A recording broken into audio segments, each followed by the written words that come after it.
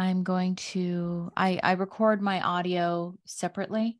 I just don't think the audio is that great on Zoom. So let me just check one more thing. Okay. All right. So are you ready? I am. Okay. All right. In 3, 2, 1. Hi, everyone. Welcome to Sandy K Nutrition, Health and Lifestyle Queen. Today with me, I have a special guest. His name is Hale Dwoskin. I hope I pronounced it right. It's close And enough. it's close enough. Okay, good. And Hale has dedicated more than 4 decades to teaching and sharing the Sedona Method, which can help people realize their goals, alleviate their suffering, and discover the truth of who they are. He is the author of the New York Times bestseller, The Sedona Method, co-author of Happiness is Free and It's Easier Than You Think by Lester Levinson. Hale is also one of the featured teachers in the book and movie phenomenon, The Secret, as well as a featured teacher in The Greatest Secret, both by Rhonda Byrne.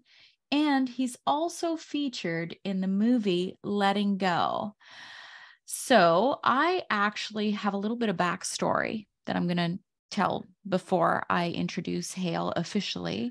I have been really on my own journey, and I took such a deep dive into this book and found it so powerful that I absolutely had to record with Hale.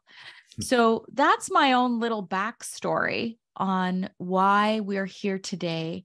And I'm just so honored to have you here, and welcome, Hale. Oh, thank you. Thanks for having me.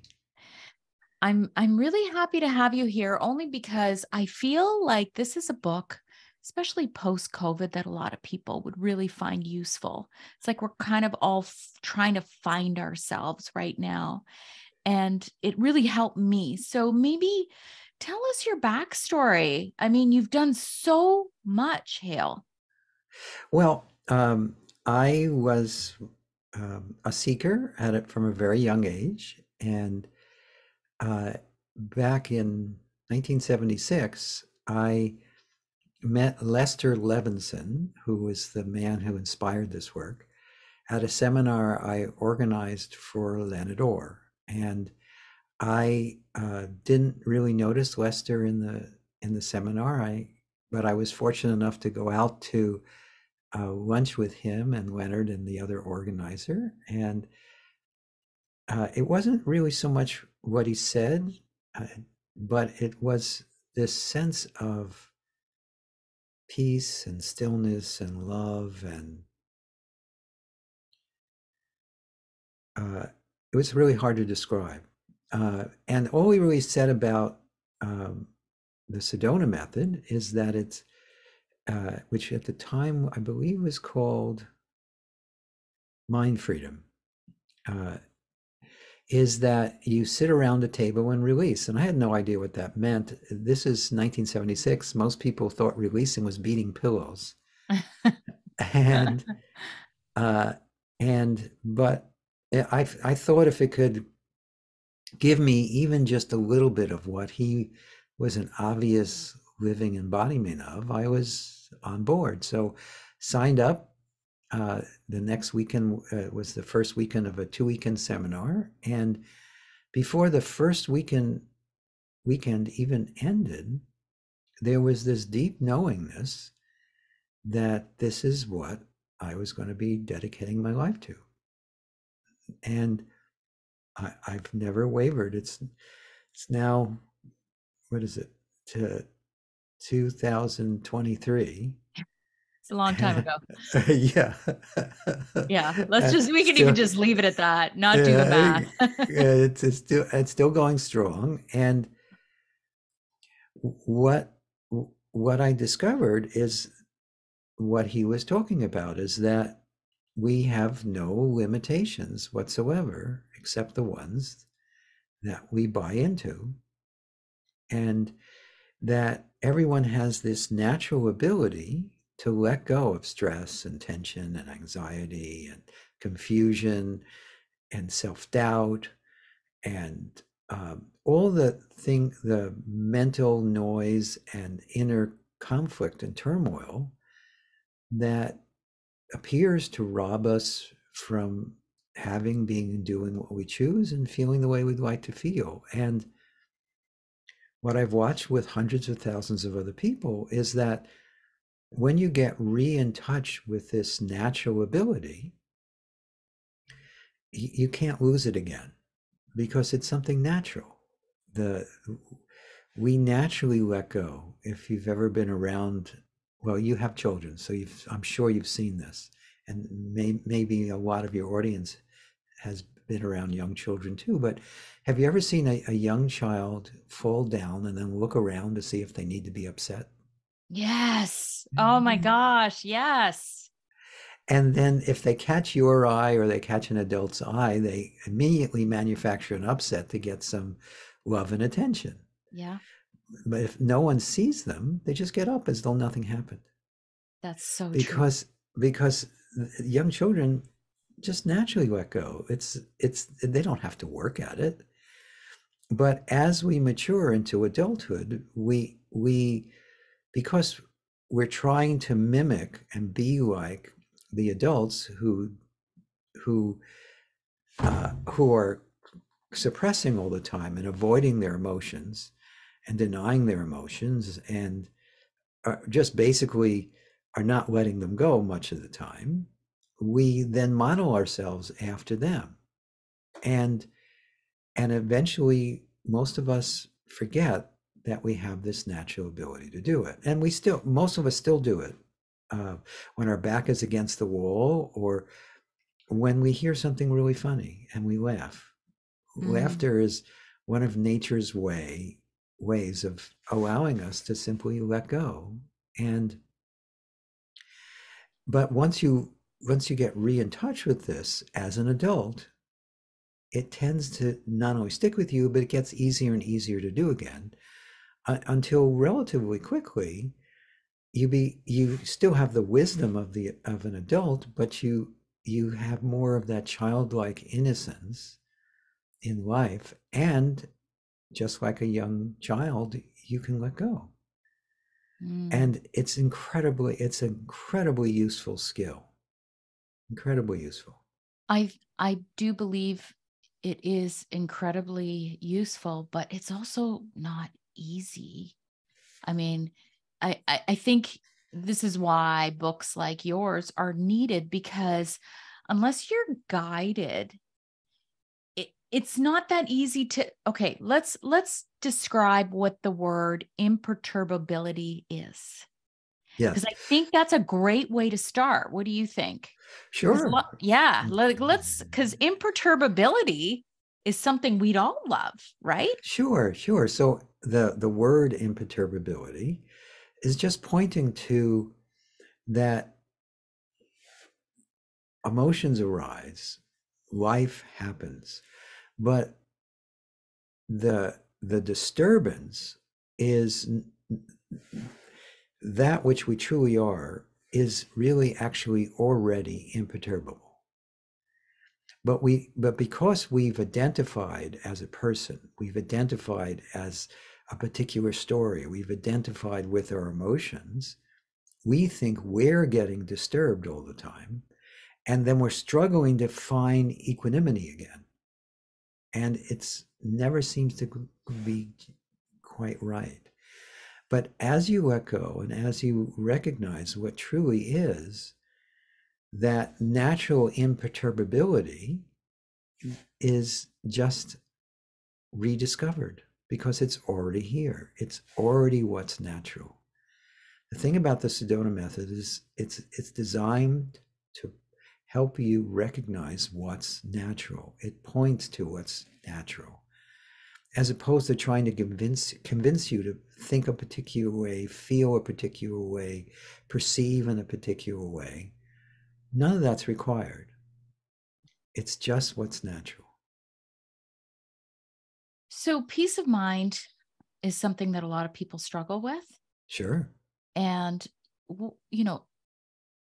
I guess we should maybe get into some of the ways in which the Sedona method can help you achieve this, because it's not about this whole toxic positivity, right? Right. You know how What do everyone's you mean like, by toxic positivity okay, then? so that's like a big thing now. I don't know how much time you spend on Instagram, Hale, but 0. okay, there you go. So toxic positivity is pretending everything Oh, is okay. yes, yes. Everything's beautiful. I'm so positive. Look at me. I'm so happy, happy. Meanwhile, I'm suppressing, suppressing, suppressing, stuffing, Yes, stuffing, yes. stuffing. Yes, So yes, yes. let's talk about the difference between being truly happy and suppression. Well, there are several ways to discern the difference, which I think is what you're asking. Yeah. The When you're pretending to be happy, it's a full-time job. You have to effort at it. You have to make sure that smile stays there. You need to avoid anything that's going to potentially make you feel any way besides the way you'd like to feel. You can't really live life fully because you're living life, excuse me, through this filter of how it's supposed to be. You're pretending that life is beautiful, even if your bank account is empty, even if your relationships are failing, even if you have a health challenge. Now, at the Mhm. same time, you can be in that same situation and not be crushed by it or not even be disturbed by it. But that's very different. What happens as you let go is there's this effortless positivity that doesn't have to be faked. It doesn't have to be, excuse me, doesn't have to be acted out. It doesn't have to. Uh, it's dealing with life as it is, but it's spontaneous. It's natural. It's again more like how children deal with life, and because it's natural, it doesn't have any downside. Whereas if you're pretending to be okay, it's very fragile. It can easily be Mm. disturbed. If you challenge someone who's pretending to be okay, they could snap and they'll Yes. start yelling and screaming at you. If you Yes. challenge something at someone who thinks they're okay, something could drop out that and all of a sudden they're just bawling and they don't even know why. Yeah. So this is not about pretense. So if it requires maintenance, requires effort, then it's not natural. And the other thing is, at the same time, there's nothing wrong with feeling positively. That feeling is natural. And when feeling is unobstructed, what tends to happen is the mind quiets. The remaining thoughts tend to be more and more positive. But you don't have to send. One of the things I've noticed about people trying to think positively, effort in an effortful way, is they have to constantly judge themselves and censor themselves and go, no, I'm not going to talk about that. I'm not going to think about that. I'm not going to let them see how I feel. I've got to, keep that front together. And so you're constantly trying to fool everyone else, including yourself. And it doesn't work. You can't fool yourself. You know when it's a pretense. And there's no pretending required to simply be. So is this a little bit about just being in the present moment? But what if the present moment is horrible? What if, and I'll give you a scenario. When my daughter was 5, she was diagnosed with cancer. Mm-hmm. When I got off that phone with the physician, I broke down. Which is And natural. right, right. But, you know, if I was to, let's say, put myself in the mind of a child, right? So, you know, my son, who was older at the time, he's like, Mommy, did she have cancer? And he asked it so matter of factly because he didn't have the connotation to Right, right, what right. cancer meant. So, you know, I'm sure that a lot of people who are listening would have some sort of a crisis, whether it's health, whether it's, you know, they lost their home or the death of somebody very close. So, how do we bring that into this?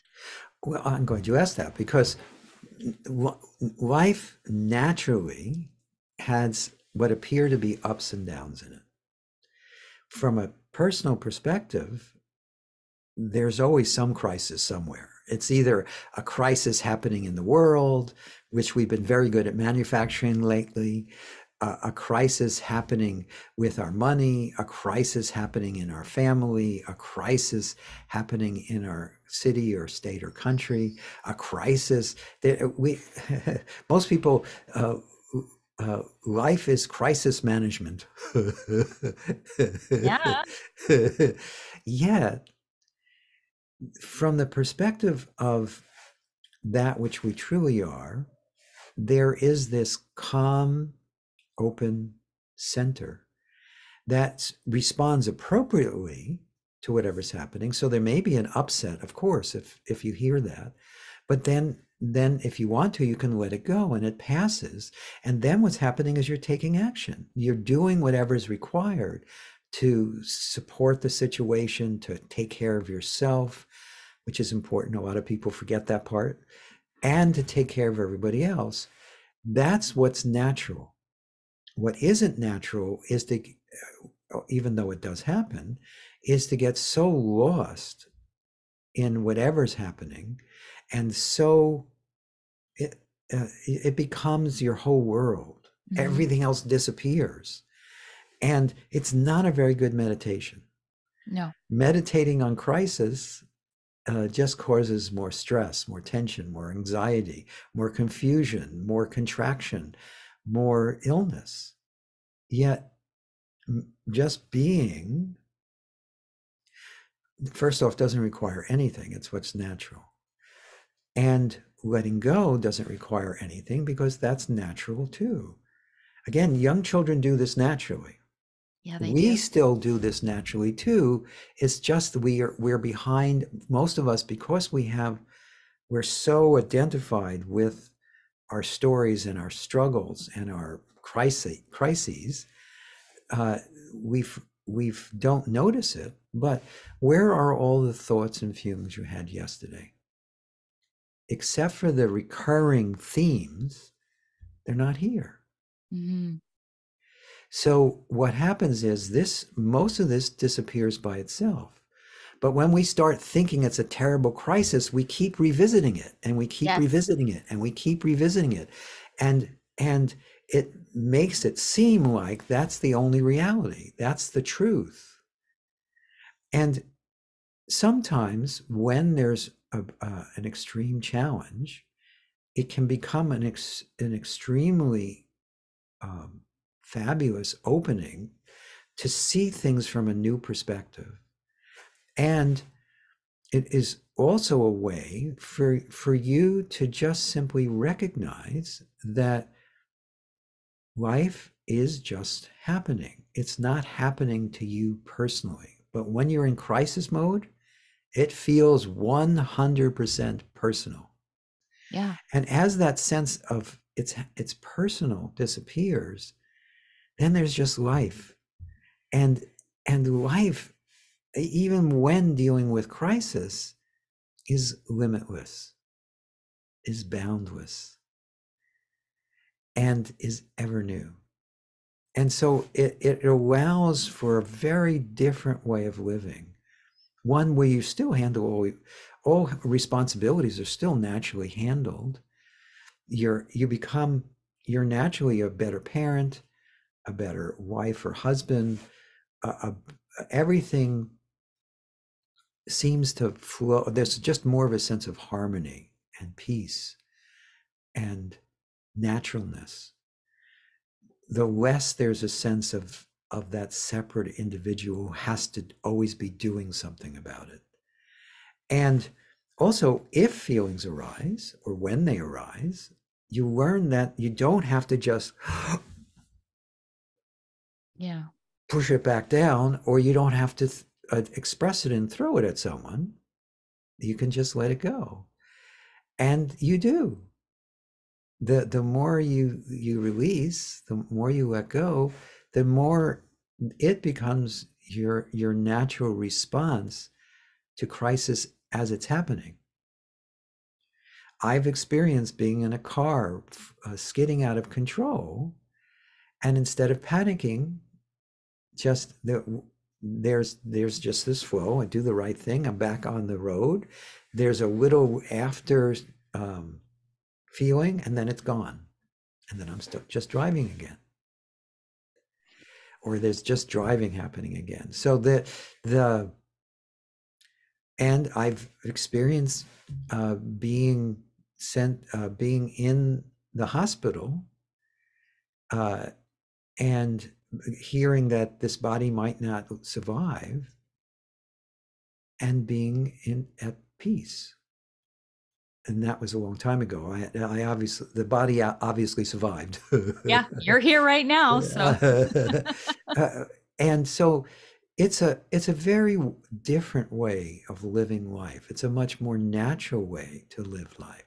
And it's not that there wasn't still challenges. It took me a while to recover from the illness, but there wasn't this overlay of dis-ease.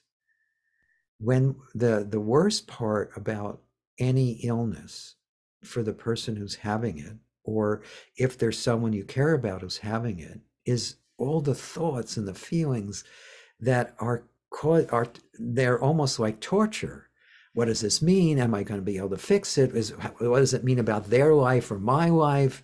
Is there something I should be doing that I'm not doing? And if I don't do it, are they going to die? Am I going to die? And on and on. And that is often much worse than what's actually happening. What's actually happening is something that just is going to be dealt with. I had an epiphany listening to what you were saying. Mm-hmm. And you know how you were saying crisis over crisis over crisis. Yes. And so when my daughter was diagnosed with this type of cancer, I call it the snowball effect. Yes. Okay. So exactly 1 year after I had thyroid cancer, exactly 1 year after my husband coded in the hospital. So 3 years of this. And guess what I did? When everything initially began, I stayed there. I stayed in that crisis. I lived, breathed, I slept, everything, the crisis. And maybe this is where we can kind of get into a discussion on how that, I guess, I don't know, like you can call it victim consciousness, you can call it a bunch of different things, but staying there is what really can bring in more of that. Does that make sense, Hale? Yeah, yes and no. And so let me explain what I mean. First off,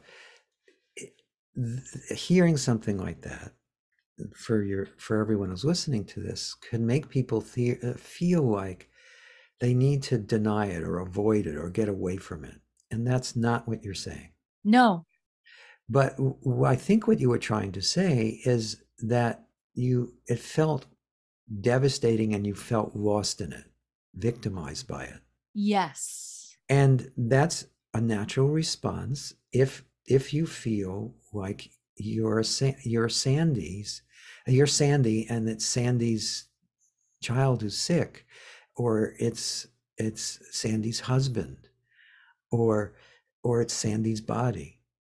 You can get so lost in it that it can feel overwhelming. Yet at the same time, it's not something to blame yourself for. you're not wrong if you're lost in it.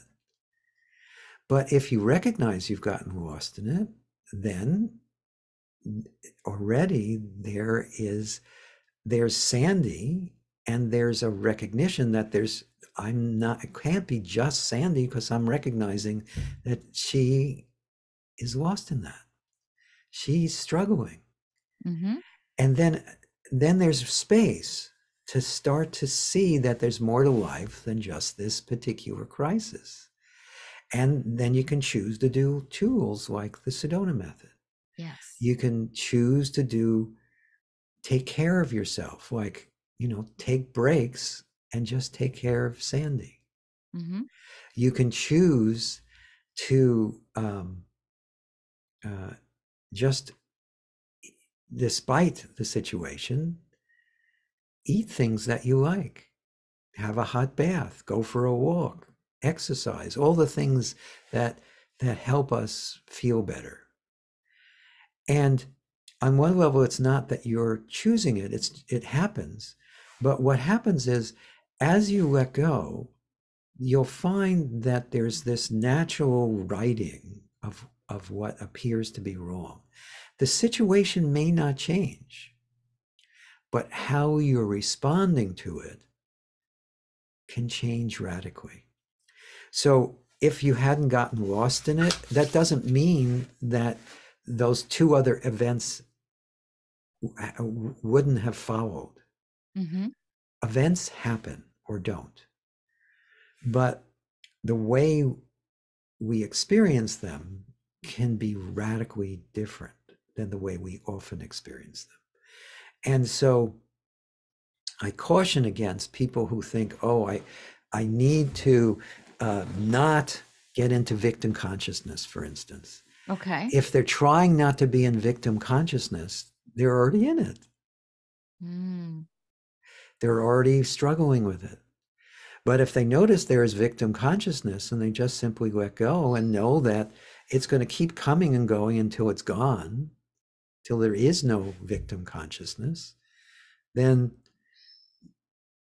what happens, then life is just naturally happening, and we're dealing with life, and we're releasing or letting go of the limitations, and then it's not as traumatic at first, and then it can get to the point where even when there is crisis happening,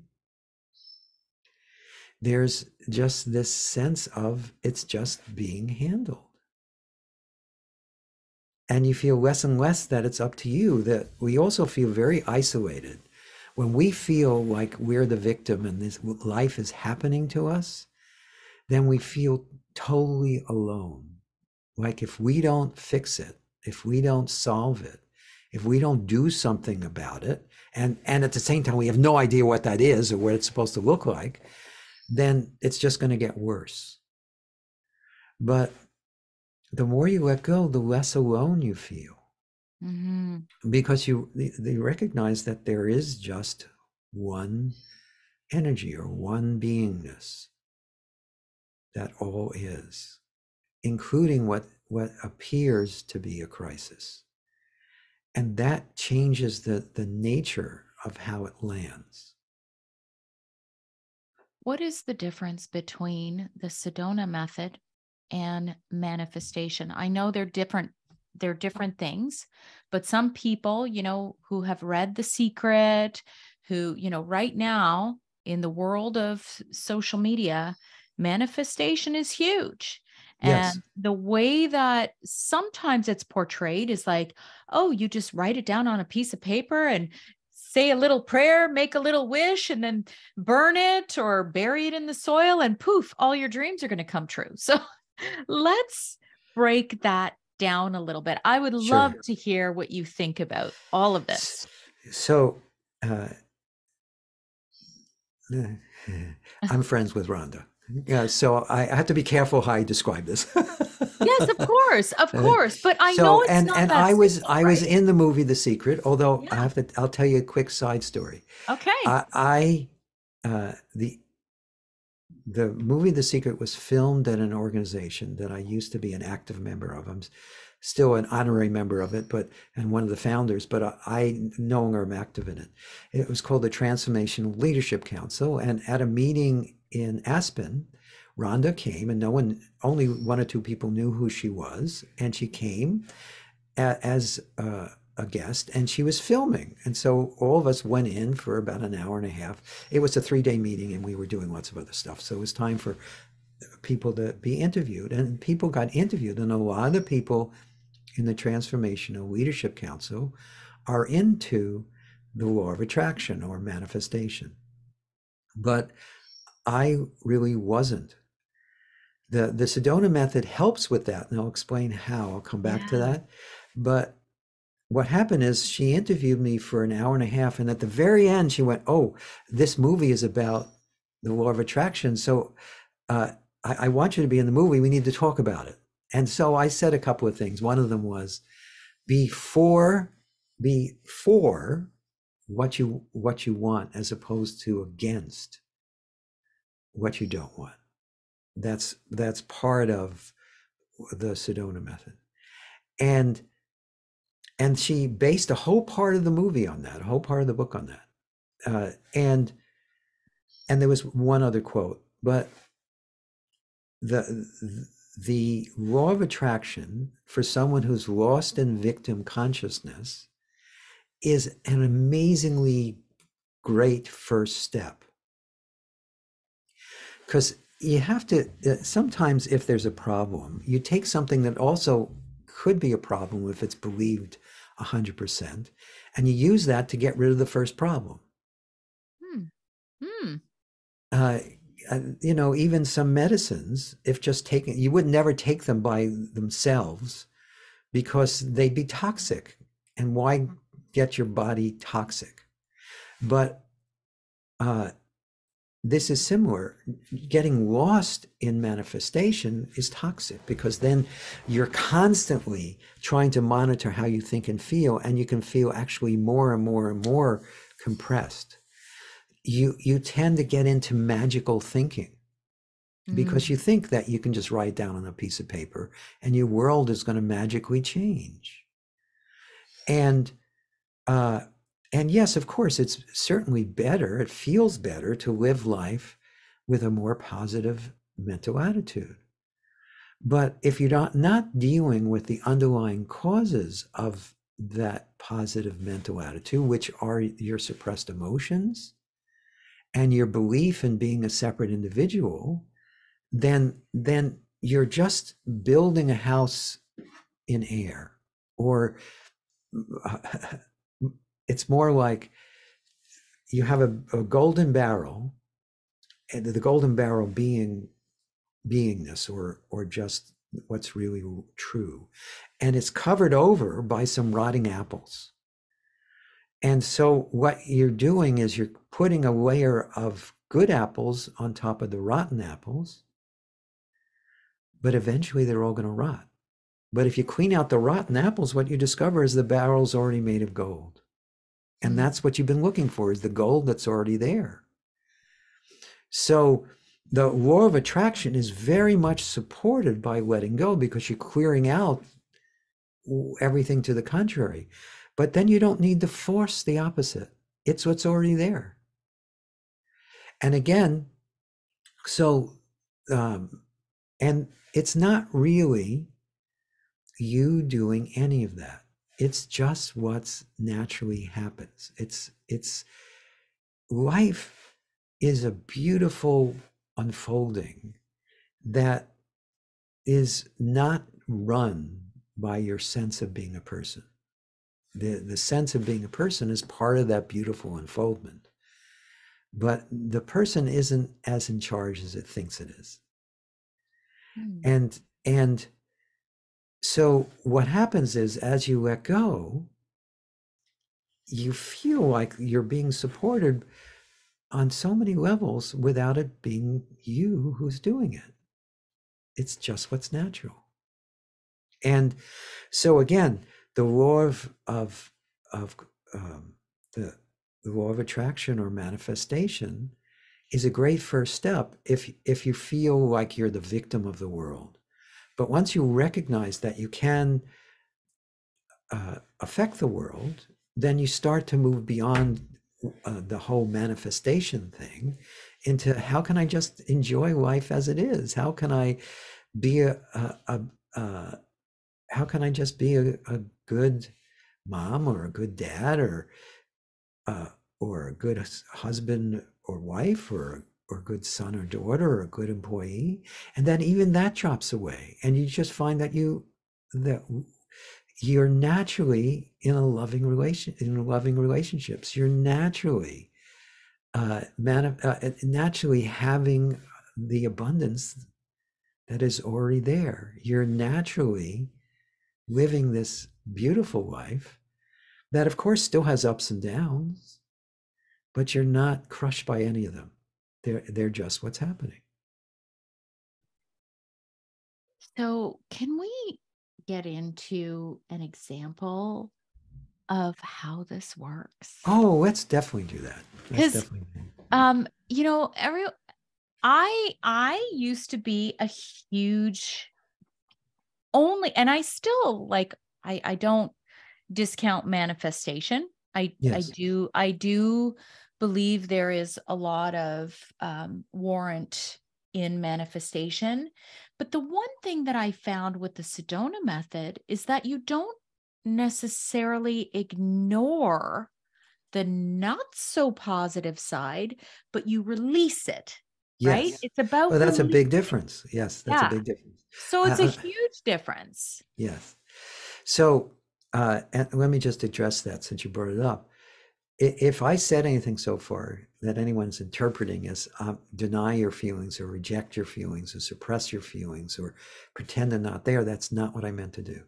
Yeah. What I'm saying is if you just simply open and allow and embrace what's being felt, then just in that it starts to dissipate. But then you can actually learn to just get out of the way and let it pass through more and more quickly, more and more easily, until it's just second nature. Just like it's second nature now to run when there's a crisis, or to just grin or frown and bear it, or to just feel like you're run over by the bus or being dragged behind the bus.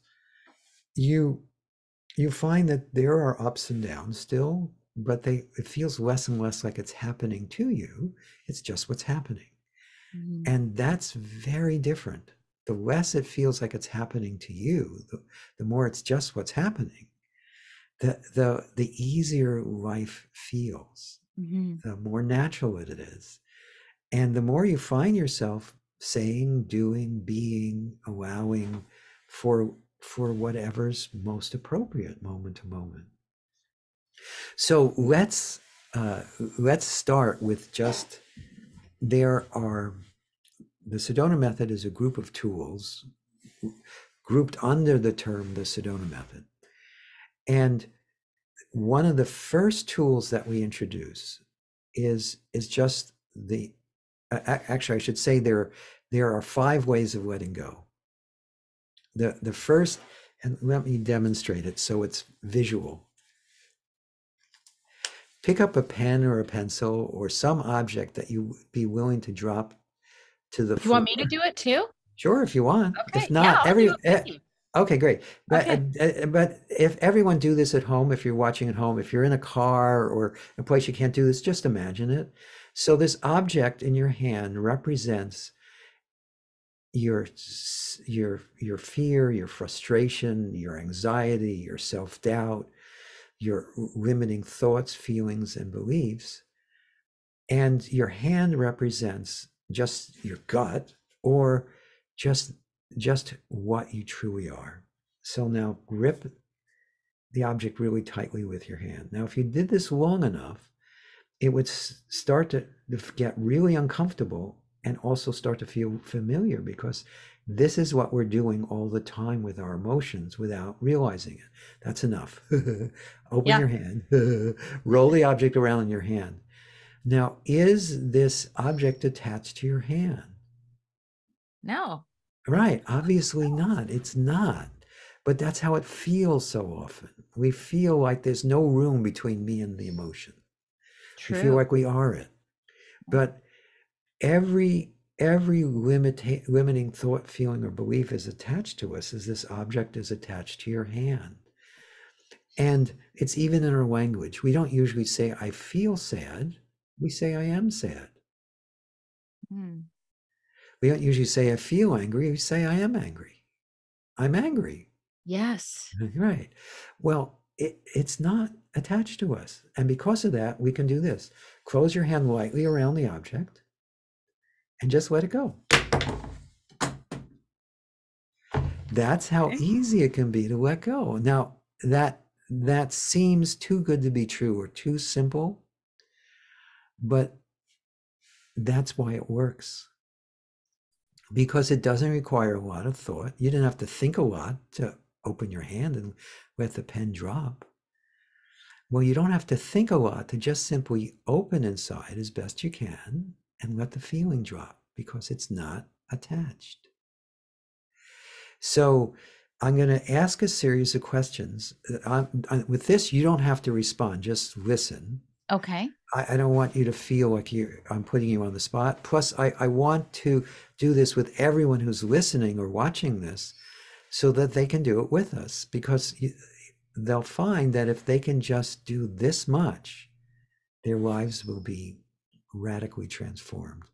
Years ago, I did a seminar with Jack Canfield. It was his Breakthroughs to Success seminar. He used to have me come regularly as a guest to that. And for a few hours, he turned it over to me, and I talked about the Sedona Method, and then I took people through them. And the main tool I taught was only this: could you let it go, would you, and when, which I'm about to describe. And we used to send the DVD of that part of his seminar out as an introductory tool to get people interested in the Sedona Method. And we got cabinets full of benefits people got just from that introduction. Oh, wonderful. So this tool that I'm about to share with you, even though it's simple, if you explore it, you'll find it really helps. So the first thing we'll do is just focus on anything in life that we're not doing it yet. I'm just going to describe what we're going to be doing. So the first is you just think of something in your life that you'd like to change or improve. The next thing is you just welcome or allow the feeling. Just let it be there. Notice it. The next thing is I'll ask you these 3 questions. The first one is, could you let it go? And if you were able to drop that pen or that pencil, or if you could even imagine doing it, then I know you can. And then the next question is would you let it go? And would you just means, are you willing to? And if you're ever not sure, you can ask yourself, would I rather hold on to this pain or suffering or problem, or would I rather be free of it, or rather have my goals? Usually the answer is obvious there. And the last question is when. And when is an invitation to decide to do it now. And when we go through these questions, it's so easy to let go that you might find that you let go a little on could you, a little on would you, and a little on when. Some people save it up. Because we've spent a whole life lost in our motion and clinging to it without realizing it. At first, you may not feel it as much as you'd like, but if you stick with this, you'll find it gets easier and easier to do. And the only suggestion I have is, one is just be honest with yourself. Yes or no are acceptable answers. And just respond spontaneously as best you can to the questions. And no, because yes or no don't matter really, you could just avoid debate as best you can. And again, lead with your heart as opposed to your head as best you can. But if the head wants to get in and figure it out a little, that's okay too. So now let's do the process. Now, by the way, you can do this with eyes open or eyes closed. Either way is fine. When you're first doing it, it might be easier with eyes closed, unless you're driving, then of course don't do that. Yeah, don't. But one of the beauties of the Sedona method is as you learn to do it, you'll find that you can do it just as easily with eyes open as with eyes closed. So let's do it together. All right, let's do it. So in this moment, could you just simply pause or stop and notice what is? Just do that as best you can. And then allow yourself to review your life and check to see if there's anything in your life that you're wanting to change or improve, that there may be some feeling about. And if so, could you just simply welcome or allow or be present with the feeling as best you can?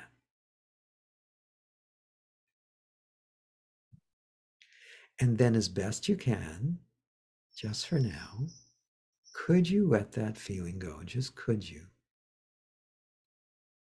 Remember to avoid debate. Yes or no is fine. And then would you? When?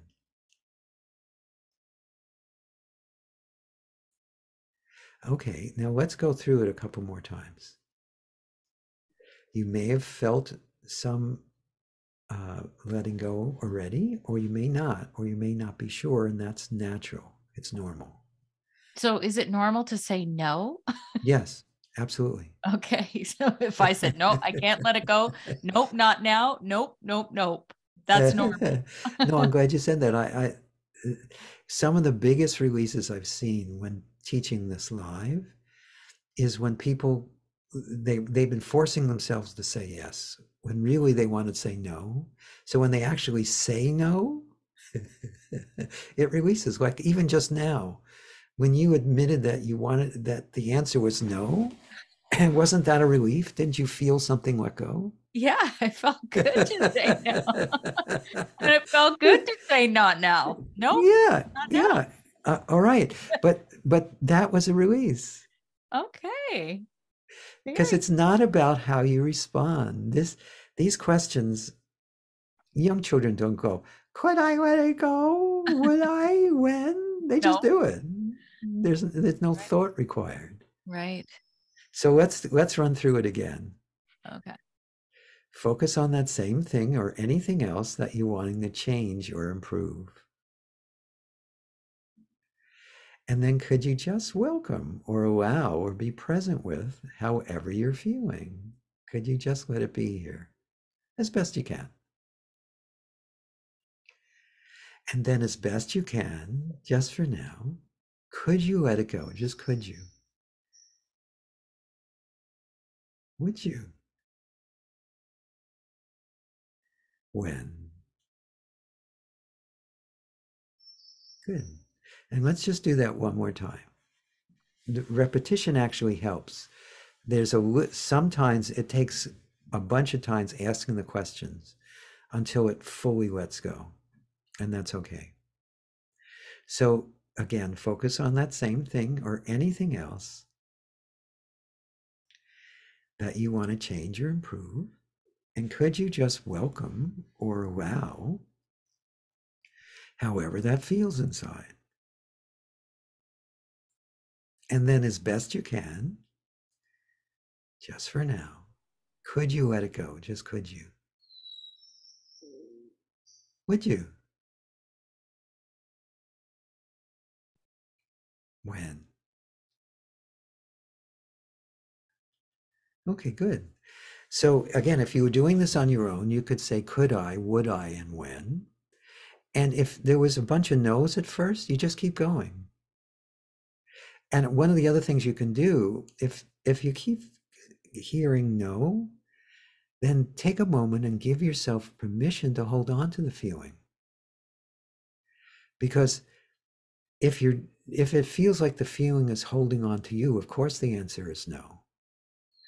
But if you realize that you're holding on to it and you give yourself permission to do that, then it feels more possible to actually choose to let it go. That is okay. You can also use writing as well, right? Like you can write it Absolutely. down. Because Absolutely. I am a little bit of not a little bit, I love to write. And often I will do this method in the morning when I wake up, and just to kind of release anything that I don't need to carry with me through the day. That's how I've been doing it since I finished the book. Uh-huh. And That's great. I find it really helps me. And you're going to laugh at this. So I have both the book and I have the audible book.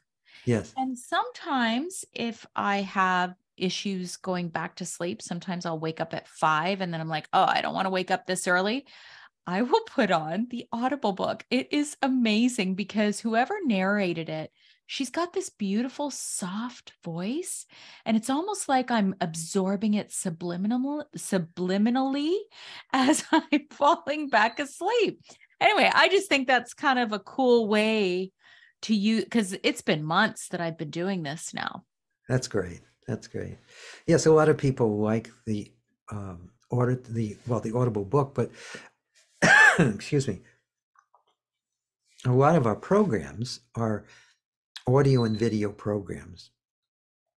And people find those very helpful because you can't always have someone ask you the questions. Although one of the things is we have a Facebook group and a page, and on a Facebook group, people partner with each other and they ask each other the questions, and they find that really, really, really supportive.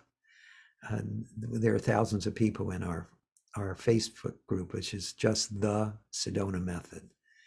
And so what they found is that as they ask the questions, not someone asking them so that if they can release, as they're asking them, the other person to release, they actually release more. Sometimes when you're doing what you can to support someone else, it's incredibly beneficial to you too. And that's definitely true with releasing. So we encourage that. We encourage people to support each other in it.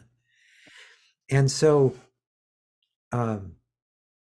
however you learn the Sedona Method, you'll find that the more you apply it, the more benefit you receive. Absolutely. By the way, we also have free support calls that we do monthly. Oh, wow. Oh, that's so cool. And if you go to sedona.com, which is our website, there's a page for the support calls, and you can sign up for free to receive them.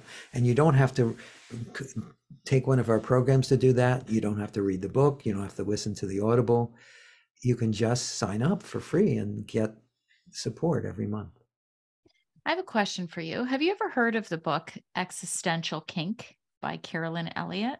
Nope, never heard of it. She cited your work in the Sedona Method. And it takes on a little bit more of a darker side where she says you have to be okay with your fears and you have to release them. And but they did cite your work. I guess she had to, because that's how I first heard about the Sedona Method. Yes. And then I'm like, oh, wait, I want to go to the original. I want to go to the OG. I want to, right? So that's how I got connected to that. And I found that was my step to get to this. And now this is kind of where I'm residing. Why is it called the Sedona Method? Oh, years and years ago, the Sedona Method was actually called the mind freedom, because it frees your mind. But this dates how long this has been around. I don't know if you ever heard of the Jonestown Massacre, where I think it was about 700 or 800 people committed mass suicide because they drank cyanide laced Kool-Aid Ugh. because the cult leader said they were all going to go this higher plane. And when this happened, we decided to change the name to something innocuous, because people can think mind freedom is hypnosis. This is actually the opposite of hypnosis. All of us are already hypnotized by our stories, by our beliefs, by what society tells us, by what our parents told us, by the limiting thoughts and feelings we've told ourselves. That it's become, we're totally lost and hypnotized by it. And so this does the exact opposite. It dehypnotizes us. But at the time, the first courses were held in Sedona, Arizona in the early 70s, a few years before I got involved. And so and at the time, Sedona hadn't been discovered, so it didn't have a woo-woo air to it. There was no vortexes. There was none of that. Right. It was just a beautiful place, peaceful place. It hadn't been discovered, so it wasn't very crowded. And so we named it the Sedona Method because it had to do with its roots, and that's where it was first taught. And also it shows you how to feel as good as you would in a beautiful place like Sedona, Arizona, in the middle of traffic, in the middle of life's crises. And the name stuck. I like it. I also happen to like Sedona, and I'm okay with the woo. I'm okay with all of it. Right. Well, not everyone is. And but again, there's nothing woo-woo about the Sedona Method. It's very practical. Yeah. It's used by psychologists and psychiatrists all over the world. Some of them won't even work with people unless they know the Sedona Method or they're willing to learn it, because then they can make the kind of progress that it would take years to in days, weeks, or months, as opposed to constantly recycling the same story over and over again. Because when you share something, again, why do you think we like telling our friends what's going on and talking about our problems? Is because when you express it, there is some relief in that, but it's not the same as actually letting it go. No. It's helpful. I highly encourage it. And in fact, you can't have a healthy relationship unless you're sharing what's going on with you. It just won't happen. But for most people, it's not enough. When you truly letting go, you can still share what's going on with you, but you don't need to, because there's just this natural happiness and peace and love that's flowing through the body-mind mechanism effortlessly. And so you can just enjoy sharing what's going on, as opposed to, if I don't have someone that tells about this, I'm going to explode, or I'm going to crash and burn. You don't have to worry about the explosions and the crashing and burning, but you can still, of course, tell your friends what's going on if you want to. Yeah. But it won't be like it is now when you're hanging out with friends. Sometimes now, what we're doing is we're waiting for them to finish their story so we can share ours. We're not really fully listening. Right.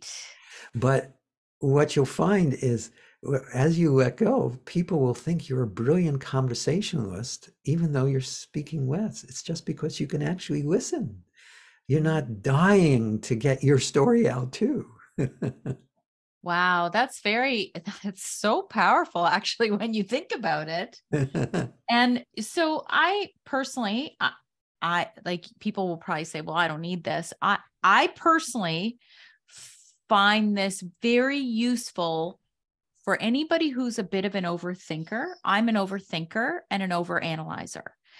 And I needed something like this because I was in my head all the Yes. time and constantly circling. And it's a good thing my husband's nothing like me. And he's like, why are you even thinking about that? He naturally lets everything go, right? Yes. And it's just natural to him. But I can't leave this conversation without you, because there's so much more to this. I mean, we can't even possibly get it all in about an hour. But can you just quickly describe what the cleanup method is? Oh, sure. Well, what that is it's a procedure that takes, I don't know, can take about 10 minutes to go through. But yeah, there's some learning required before I can take someone through it, so I can't really just do it on the air. But what it Okay. is the cleanup procedure was designed for the people who were teaching this to other people. The Because when you teach this, it will stir up everything inside of you, and if you're not letting go, you're not going to want to keep doing this. Right. Because again, when you talk to someone who's angry, if you have any anger inside of you, it comes up inside of you. If you talk to someone who's fearful, their fear resonates with your fear and it comes up, and it can be disturbing. And so this procedure was created so that people helping others with releasing could, after the fact, clean it all up so they wouldn't be carrying it around with them, so they could just go back and be with this person again from a place of neutrality, from a place of full support. Mm, But the procedure itself is something you can use on all relationships. You can use it yes. even on inanimate objects. I just did a course called the Money Course. And on that course, one of the things that we did is we did this procedure on money. And after we were done, people felt like they had a totally different, more positive relationship with money. And so, unfortunately, there are too many steps, and it's a little too complex to Sure. do in an interview, but that's what it is. It's a tool that you can use on your own. This is not just one you the letting go is something you can be doing throughout the day. This is something you need to take time out to do. It can take much more than 10 minutes to really go through it. But once you do it, the results are profound. I find it to be very useful, even like you were saying, let's say your spouse comes home and he's all angry and he's all upset over something. I see it almost like an energetic entanglement, you Yes, know? that's how it feels. Yes, Yeah, absolutely. it feels that way. And I know it's in the book, and I found it to be very useful myself just for my day to day. Yes, that's great. Yeah. That's great. All right. So we have hit an hour. Is there anything that we didn't talk about that you'd like to mention, Hale? Just a few summary things Okay. Yeah. so that people can have something to take away from them. Yeah. So the first thing is just simply remember that feelings and thoughts are just feelings and thoughts. They're not you, and you can let them go. It's so often we feel like we are our thoughts and feelings, and because we feel like we are them, we don't realize that we can just simply let them go. So that's very simple. But and it seems too simple to really make a difference. But if you just hang out with just pondering that, things start to shift. You'll find yourself naturally letting go because it is natural to do this. The second thing is this: whatever is happening, all our sense of limitation is imagined. It's not as real as it seems. And you and what really is already wholeness, is already perfection, is already fullness. It's already freedom, except we miss it because we're lost in our dramas. We miss it because we're lost in a thought or a feeling or a belief. We miss it because we think that I'm separate from this one energy that all is. And as you stay open to that, at least as a possibility, you can recognize that this is already fullness, is already wholeness. And as that's recognized, things shift profoundly for the better. And also, when there's an inevitable problems, which that's just what happens in life, because there's this, at least this openness that this too is wholeness. It's wholeness appearing as a problem. It's wholeness appearing as anger, or wholeness appearing as grief, or it's appearing as a struggle with money, whatever it is.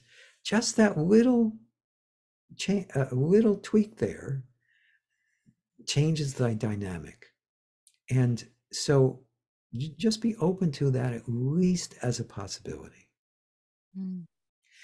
And so just those two things will be very transformative if you just ponder them. And I encourage people to explore this. There's plenty of free resources online. We have over 200 videos on our YouTube channel that it's all free. And it takes you through the process of letting go. And that's also just the Sedona Method, like the Sedona, like the city. And then we have all sorts of free resources on our website, sedona.com, sedona.com.